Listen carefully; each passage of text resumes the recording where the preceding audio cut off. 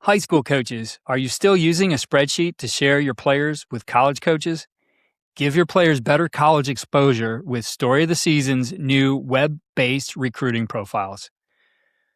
On Story of the Season's new recruiting platform, you can build your team's custom recruiting page and add interactive player profiles within minutes.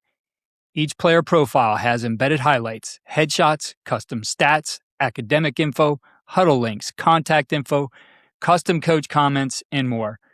College coaches can see everything about a recruit, all in one place. Setup is quick and easy, and you have control over everything. Your coaching staff can collaborate, update, and edit all season long. No wait time, no extra charges, and no irrelevant links. The best part? Story of the Season is offering a free trial until 2027 to any interested coach. No credit card or commitment needed. Then pay as low as $39.99 a month. Want it free forever? Become a Story of the Season media guide client and get recruiting profiles at no charge. Don't wait. Set up your profile today at recruiting.storyoftheseason.com or visit storyoftheseason.com for more information. Give your players better exposure and promote your program with Story of the Season's new recruiting profiles. Check the description for a link.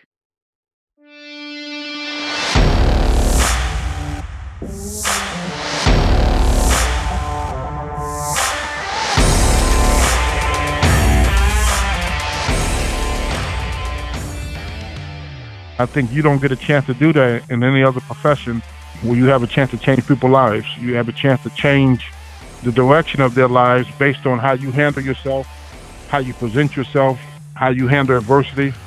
Today, we're reaching back into the Coach and Coordinator archives for a conversation that feels especially relevant right now. Thomas Hammock is back in the NFL as the senior offensive assistant and running backs coach for the Seattle Seahawks.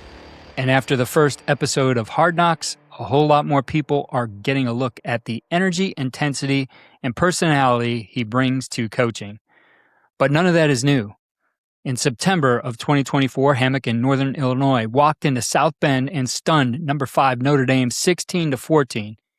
It was the first win over a top 5 opponent in NIU history.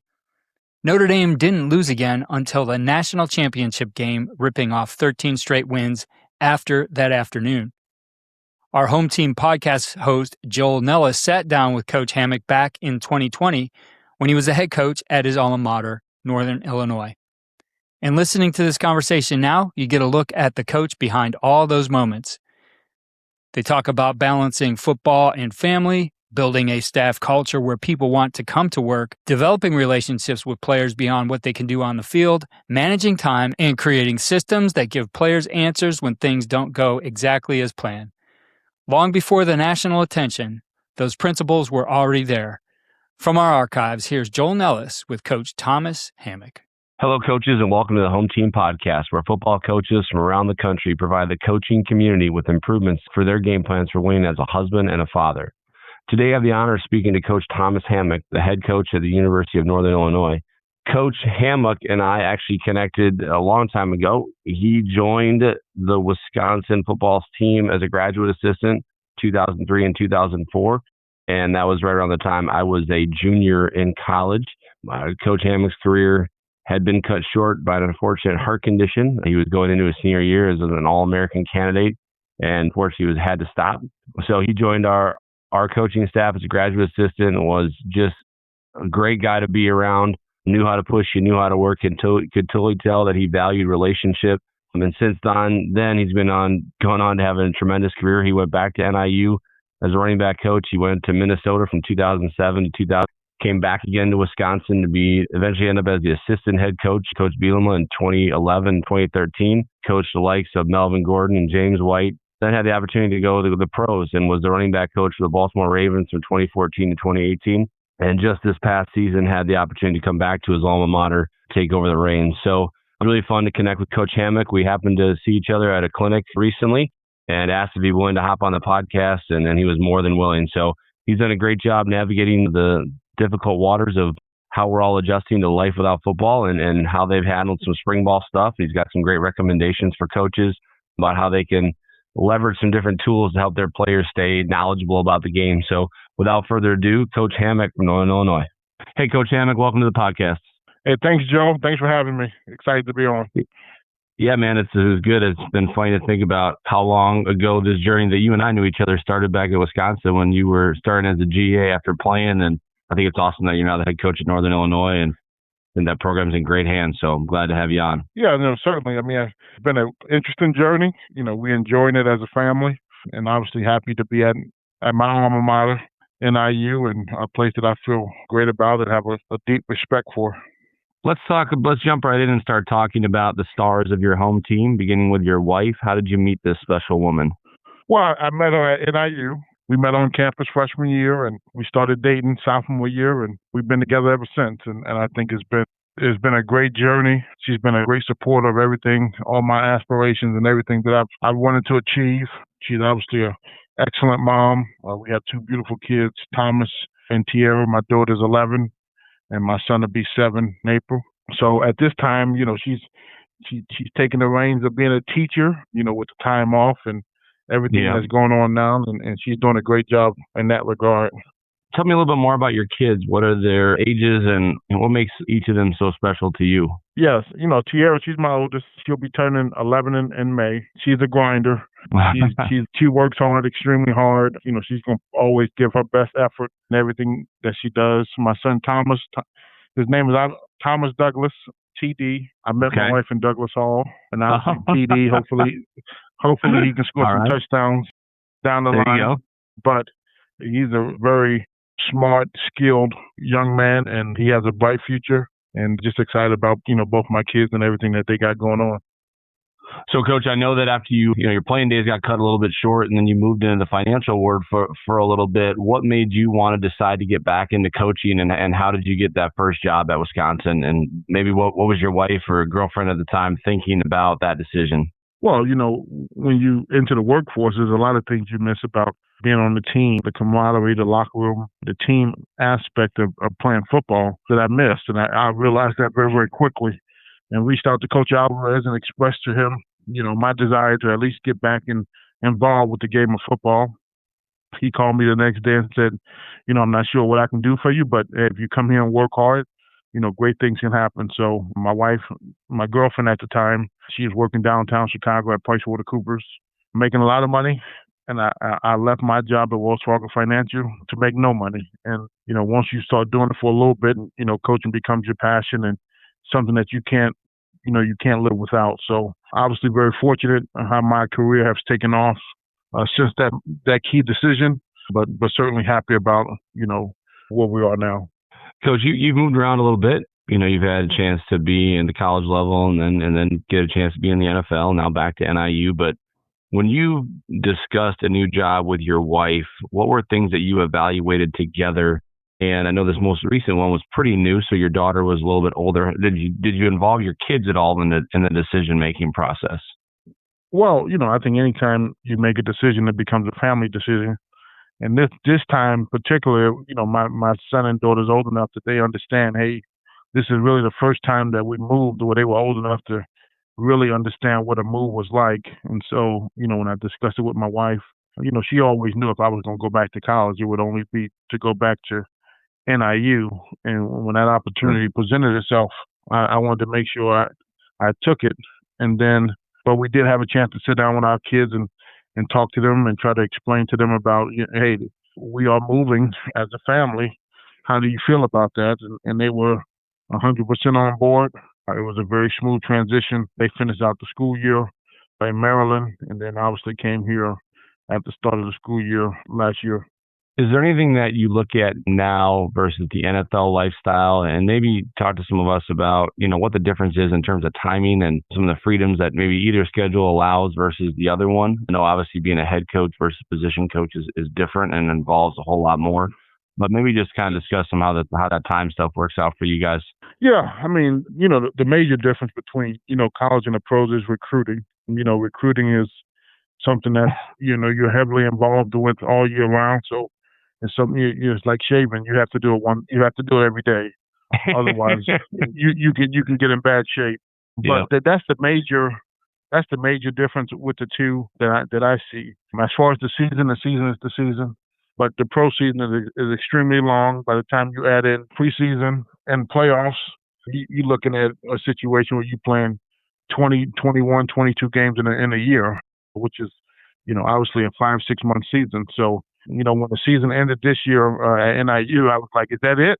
Because obviously you've done around Thanksgiving as Right. opposed to having, 5 or 6 more weeks left in the season. So the length of the season is one major difference. I think the off season, obviously different for various reasons, but both levels have pros and cons. And, we're extremely happy about where we're at and what we're building here at NIU. Coach, consistency and discipline is a big thing in parenting, just like it is on any football program.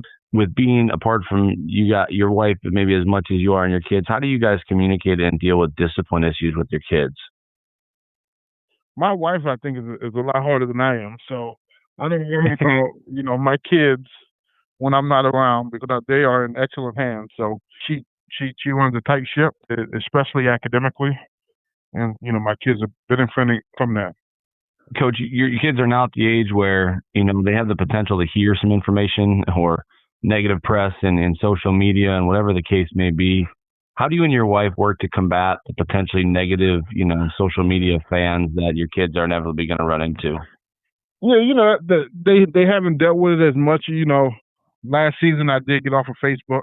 It's just one of those things where, people could just, feel free to say whatever they need to say to you, which I didn't agree with. If you have something to say, you can get my number. You can come see me. So really the only social media I'm on right now is Twitter. And obviously that's for recruiting purposes. So I think we do a good job shielding them away from, that aspect of the job. Yeah. I try not to bring work home too often. When your daughter was an older when you were in Baltimore, was there did people know that you were a coach? Did her friends know? I mean, parents or everyone pretty much understanding of the NFL can sometimes carry a little bit more, fanfare with everyone in the community versus a college town or any issues there? The interesting thing is when you work for a pro organization, a lot of times you're in a big city. So, a couple people knew that I was a coach, but for the most part, you can go to restaurants, you can go out and people, you kind of just blended in with everybody else, which was one of the, perks of being in the NFL as opposed to a college town. Everybody's going to know you, know who you are, know who you work for. In pro towns, pro cities, you can kind of fly under the radar a lot of times. Okay. Unless you're John Harbaugh. There you go. Very true. Very true. The next series of questions we'll call clock management and how you spend your time to blend family and football. Coach, this has obviously been a really interesting time in our world right now where guys in the football world are pretty much shut down. Kids are going home doing online classes, things like that. What recommendations have you given to your coaches to do during this time in terms of, taking care of what they got to take care of at home and also still being accountable to football? Yeah, no, we have an outline of things that we need to get done from a football standpoint. But what I explain to my staff is you have to work where you feel comfortable. If that's home, if that's somewhere else, you know what you need to get done. You know the time frame of when things need to get done.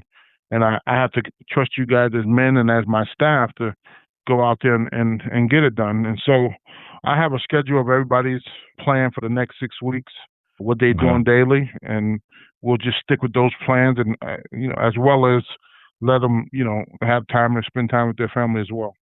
Coach, you're in charge of the hiring process. So you knew what guys you wanted to bring on board and things like that. How much do you evaluate a guy, in their family life when you're bringing them onto your staff to see how they can all blend together with the guys you currently have on board? And, what sort of things are maybe you looking for character-wise to make sure you got the right guy in-house, that has the right values in terms of how they value their family?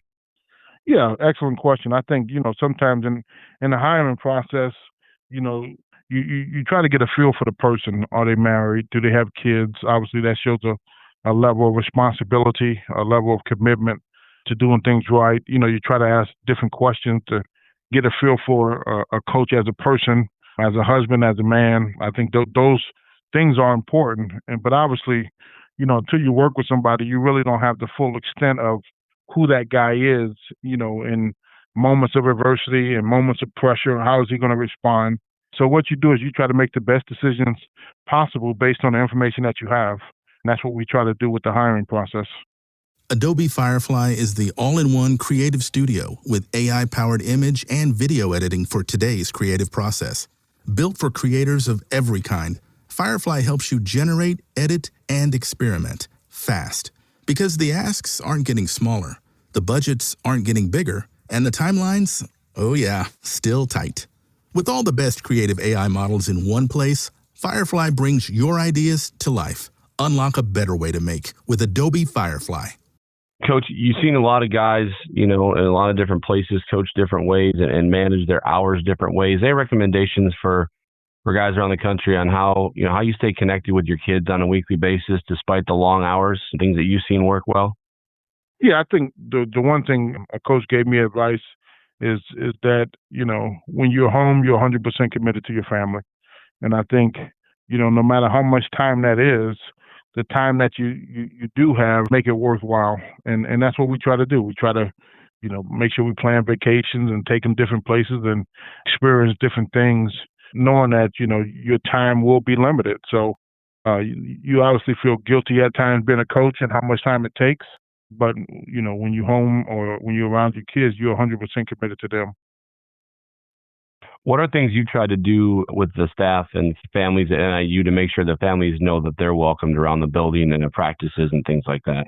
Yeah, we have family dinners on Sundays after games, win, lose, or draw. I was on the staff where they said we wanted to have family dinners, and you lose a couple games and they stopped the family dinner. So we made sure, it's the truth. So I explained to my staff, last season, I said, if we start this, we are going to do this win, lose, or draw.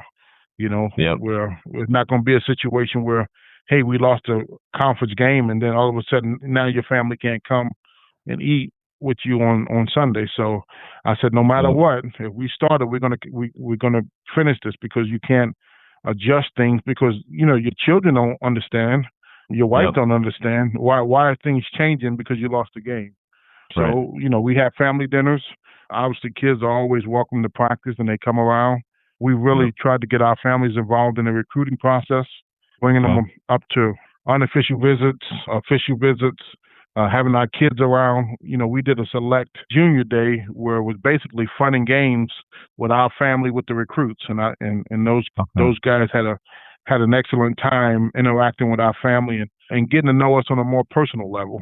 And I think that's important. And I think with my team, I've had, our whole team over to my house for dinner, and my kids and my wife entertained them when they came over. And I think, doing things like that, getting people to know you on a personal level brings you closer, makes you a tighter team, a team that, better prepared to deal with any adversity that may come your way. Absolutely.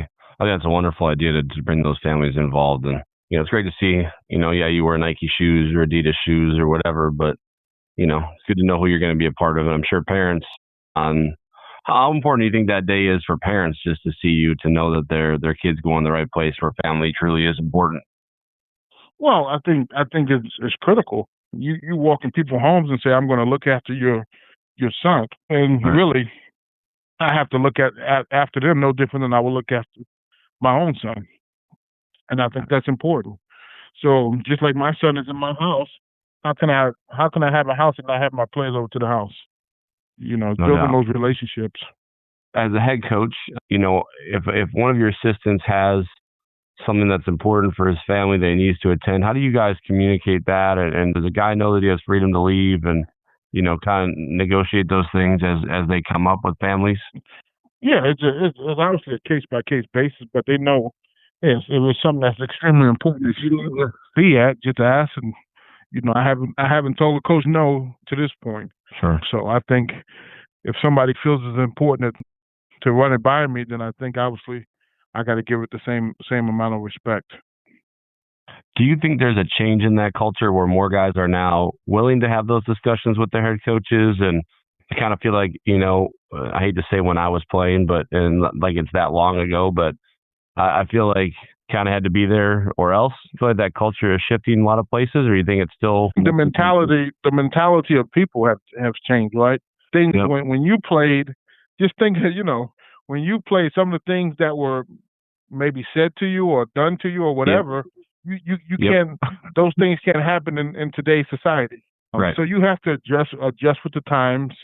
You have to adjust with how people are here and now. And I think you have to be open to, different experiences. I think you have to be open to a coach saying, hey, my daughter has a recital. You have to be open to that if you want people to respect you and want to work for you, which is obviously what you want as a head coach. Yeah. Do you think it creates a drive for guys to want to be certain places versus somewhere else? Like and that's what I tell guys. When guys say, hey, they looking at other opportunities, I said, well, you know what? That opportunity may pay you more, but you won't be more happy. And I think, that's a big selling point for me. I'm never going to stop anyone from, doing something that they think is better for them and their families. But at the same time, you want to make a working environment that's conducive for guys, enjoying to come to work every day. Yeah. How do you, as a coaching staff, I think the one thing that we look at and joke about, whoever has the marker last wins. Sometimes, I listen to a great podcast, but, what if they do this? How do you and your staff work to prevent what I call chasing ghosts in the game plan? Yes. So that you can minimize the time that, you basically eliminate the unnecessary meeting time. Correct. Well, I think a lot of it has to deal with you have to work off the percentages, right?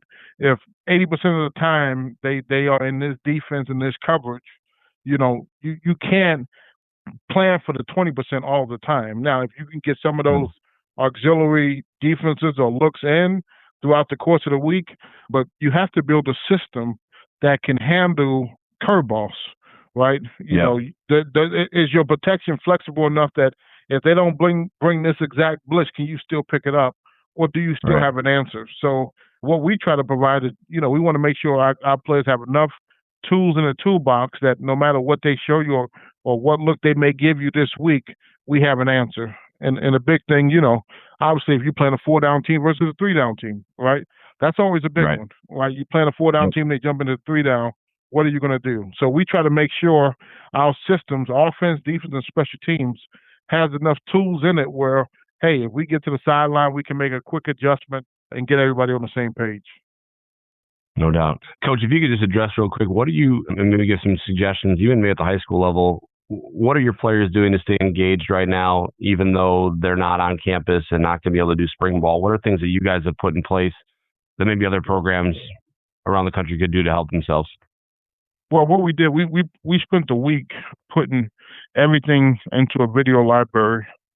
And what I mean by that is, we built a video playbook. We built video installs with coaches installing segments, offense, defense, special teams. We built voiceovers with colors from last season where we showing the tape and then, we're talking over the tape. And the great thing is all this stuff can be done with a phone. You don't have to have a big video department.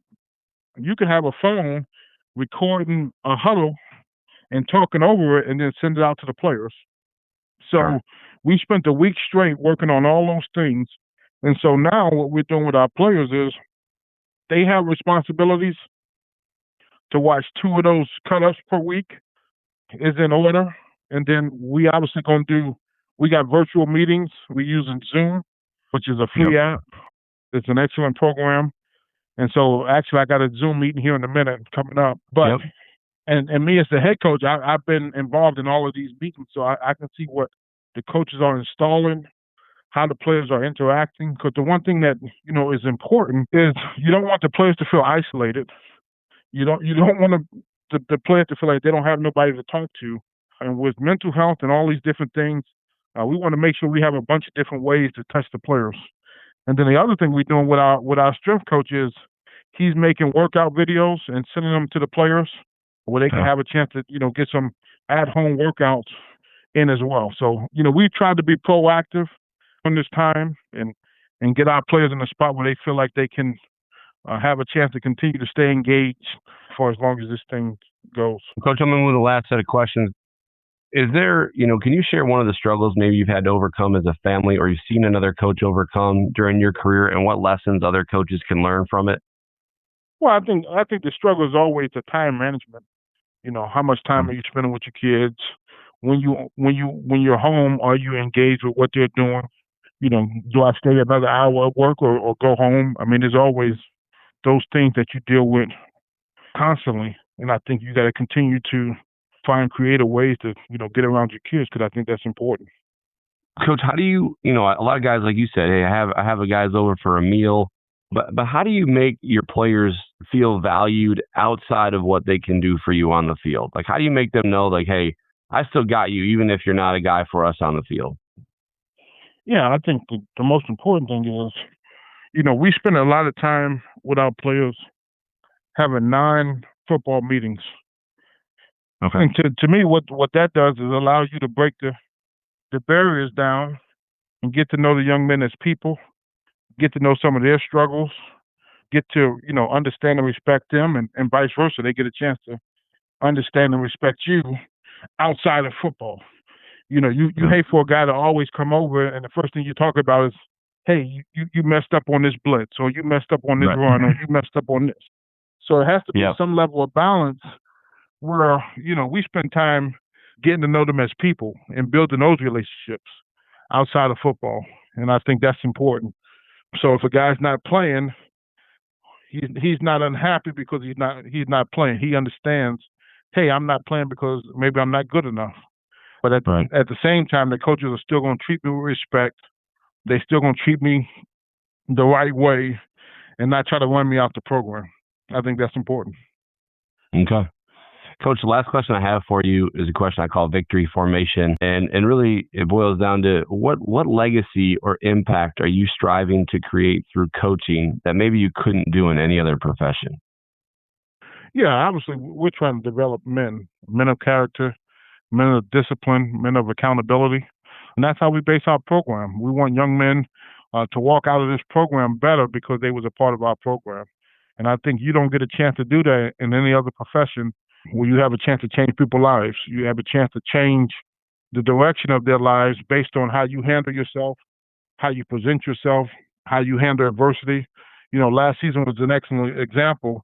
We didn't win as many games as we wanted to win, but my demeanor and my approach remained unchanged throughout the whole season. And when we had our senior day, the seniors said, you need to continue doing what you're doing because you're doing it the right way, and these young men can learn from that. And that's what you have an opportunity to do as a coach.